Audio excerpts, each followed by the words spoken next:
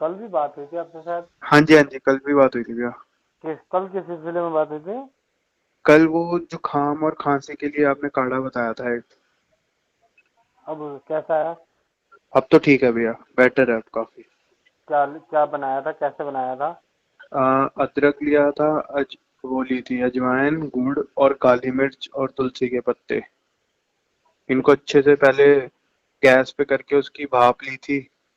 हम्म। फिर जब वो पूरा पानी सूख के थोड़ा सा रह गया था, फिर उसको लिया था। कितनी बार लेना पड़ा आपको?